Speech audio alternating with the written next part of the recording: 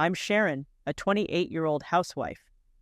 I've been married to my husband, Wayne, for 2 years, and we recently moved into a house we started building right after our wedding. Life settled down, and initially, everything seemed fine.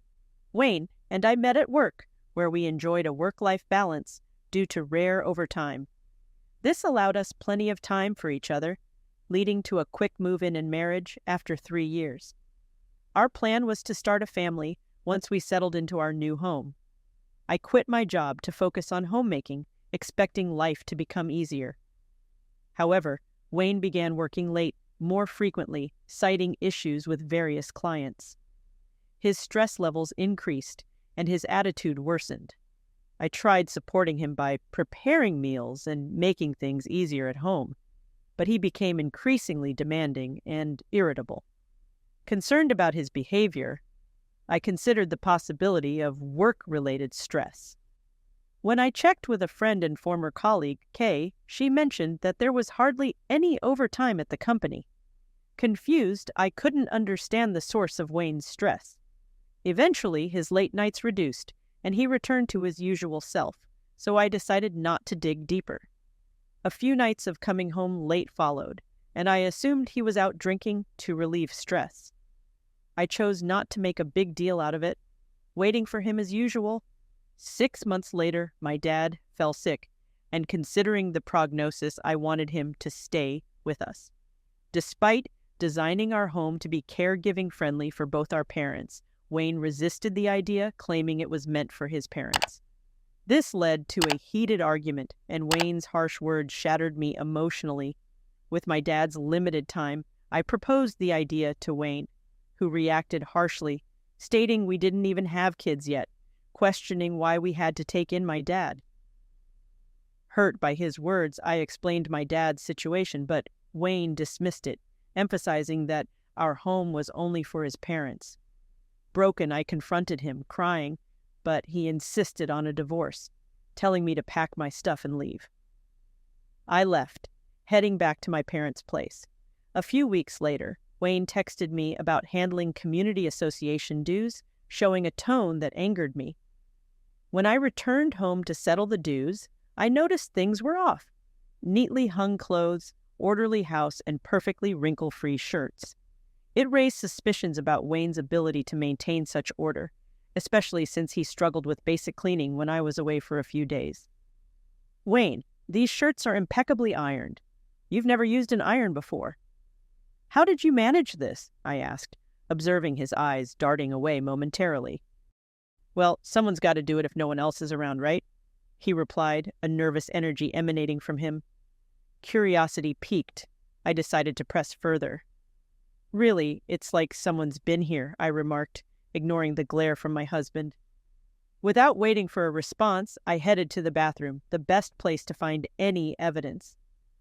Motioning for Wayne to join me, I pointed at a long strand of hair on the bathroom counter. Whose hair is this? I questioned. It clearly wasn't Wayne's, and my own hair was a bright shortcut. The strand was long and black, clearly not matching either of ours. Wayne stumbled over his words. I have no idea. Must have gotten stuck to my clothes or something, he stammered. Though his reaction was shaky, I chose to hold my tongue until I had concrete proof or a confession from Wayne.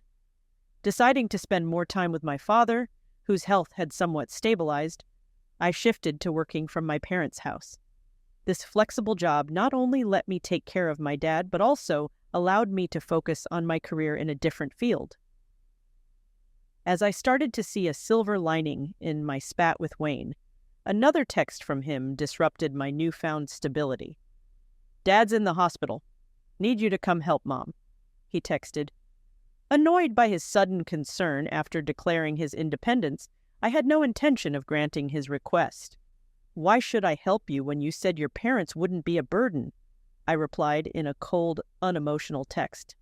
He called me right away, pleading, Come on, it's a sudden situation. Can't you take care of them for a bit? I'm busy caring for my own father. Weren't you the one who kicked me out? What are you talking about now? I shot back and hung up. Another call came through, and he insisted, Stop this nonsense. You can't keep avoiding home. You'll need me sooner or later. Just come back already." Sighing, I responded, "I can manage just fine without you. I found a job," and hung up again. The next day, to my surprise, Wayne showed up at my parents' house. "My parents are moving in with me and Mom after Dad gets out of the hospital. Please come help. They said they'd be okay if you were there," he pleaded. I couldn't believe what I was hearing, especially considering that Wayne's parents were counting on me for support. Surprisingly, it was Wayne who insisted I leave. "I'm sorry, but I can't take care of them. It's your house. You handle it. Isn't that why you made it accessible?" I tried to dismiss him, but he wouldn't back down. Frustrated, I finally had enough and revealed the divorce papers I had prepared. "Now there's no reason for me to care for your parents, is there?" "What the hell? So you'd rather divorce me than take care of my parents?" he yelled. I confronted him with incriminating photos I had received from Kathy, my former colleague. She had noticed him returning home late and decided to investigate. The photos showed him happily bar hopping with young women. He grabbed the photos, flustered, realizing there was no way to deny the evidence. "I'll be claiming alimony in the divorce, just so you know." Suddenly, a voice from the car in the parking lot interrupted us. It was Olive, Wayne's mother. "Wayne, hurry up and bring Sharon. I need her to help with dinner." Apparently, Olive had already moved in and was demanding Wayne to fetch me. Hearing Olive's voice, I suggested to Wayne, "Why don't you show this evidence to your mom? Maybe then she'll understand why I'm not coming back." Wayne quickly pocketed the photos he'd taken from me. "Stop it! You wouldn't do something like this, would you?" His eyes welled up with tears. I retorted, "You made me into someone like this. Besides, I have another photo," flashing the second one before heading towards the car where Olive was waiting.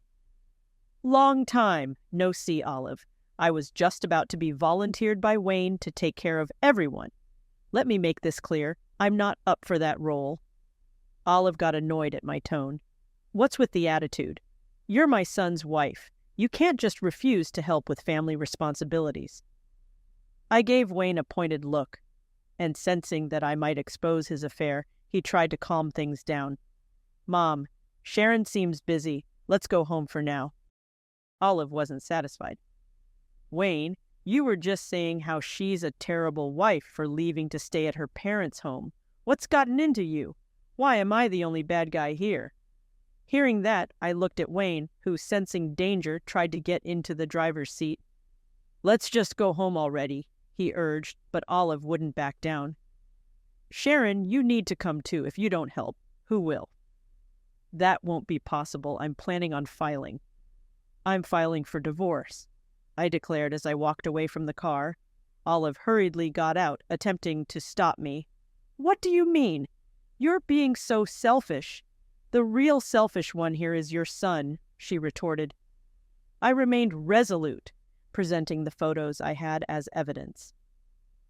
"I'll be submitting these photos, and will be seeking compensation," I told her, freezing Olive in her tracks.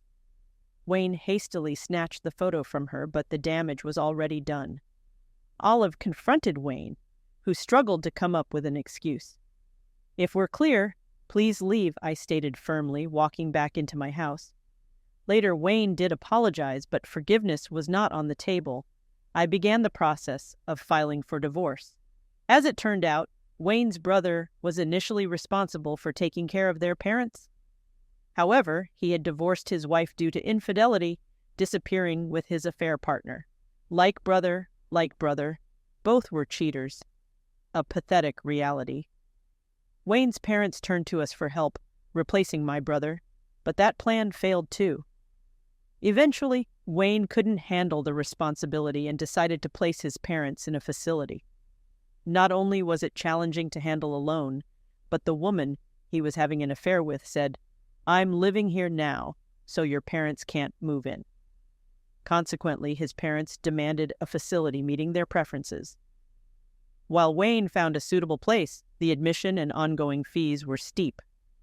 Just as he was determined to work harder, his company discovered the affair, leading to him quitting his job. Now he's desperately searching for another job. To add to the mess, it turns out he has a child with the woman he was having an affair with.